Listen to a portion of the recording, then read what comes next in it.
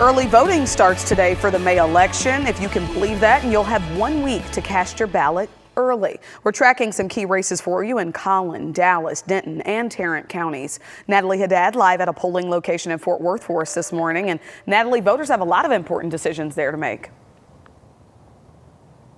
Yeah, Dia, we are talking about some of our most hyper-local issues, the things that really affect our day-to-day in a more impactful and a much quicker way than we see in other elections, such as federal elections. So these are very important.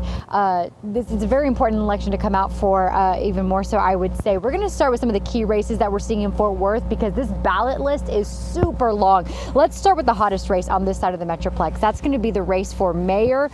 Current Mayor Maddie Parker running for re-election, but she is facing 7 challengers. All but one city council member, by the way, his seat is contested. No one is running against the current council member in District 10, so all the other seats up for grabs. There are also some key school board races in Fort Worth and in Keller to keep a watchful eye out for. Remember, Keller just got through some of that big drama with their school board. Now over in Dallas, all but one city council seat is up for grabs. District 14, their seat has no other runners except for its current seat holder, so that one will go to that person. And then in Frisco, a lot of dollars and even city charter changes on the line. This election features 14 propositions, including spending a couple $1 million on a new Frisco Center for the Arts project, at least 2 propositions about that very project. Voters are also considering 12 city charter amendments, including mayor and council member term limits and increasing their pay. Now, early voting starts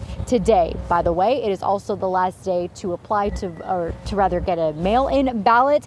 Early voting ends on the 29th, so not that far away. And then the next time you can vote in person or by mail, by the way, is May 3rd. But if you want a breakdown and a little more detailed a way to figure out when you can vote, your polling locations, you can go to WFA.com. We've got a voter guide there for you. Send it back to you in studio. Thank you for that, Natalie. Star Transit is making it easier to vote and offering free round-trip rides to polling places for early voting and on Election Day. This applies to voters in Balch Springs, Mesquite, and Terrell. All you got to do is tell the driver you're headed to vote or use the code VOTE2025 on the Star Now app.